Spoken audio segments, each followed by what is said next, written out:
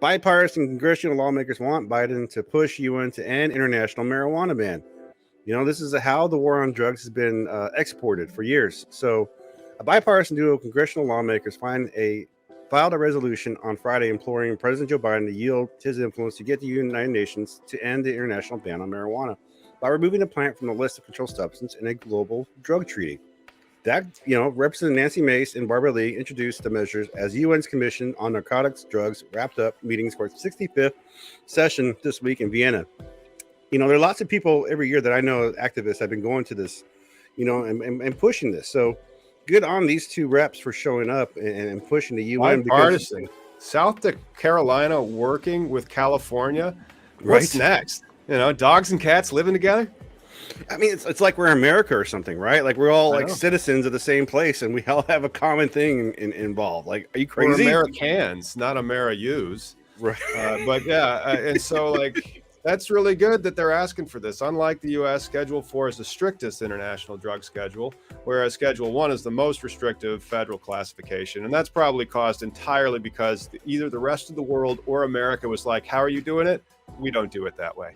And so the concurrent resolution, and it's going to express the sense that Congress, the United States representatives, the UN Commission on Narcotics should use the voice vote and influence the United States to seek to deschedule cannabis from Schedule 1 of the Single Convention of Narcotics and Drugs of 1961.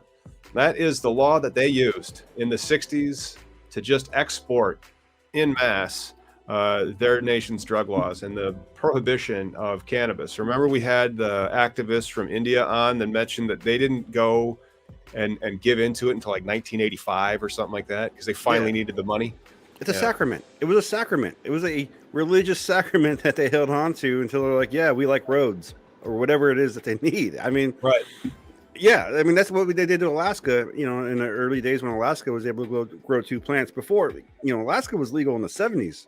And then they're like, oh, you like roads? No, we're not going to fund your roads because you have this federal law against, it's like saying, we're going to ban you for enforcing like colored, drinking fountains or not enforcing it. It's craziness. The laws. Man, we have some craziness coming out of Alabama later, but we're going to talk about what they think you can do to a woman's body in a bit. I'm still stoked that this international news is getting out there and that we're leading on it, because we led on it 61 years ago in the early 60s when we were like, drugs are bad. Okay.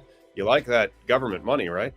And now I'm glad that we're leading on changing it back, because then you can have a lot more cannabis companies all throughout the world.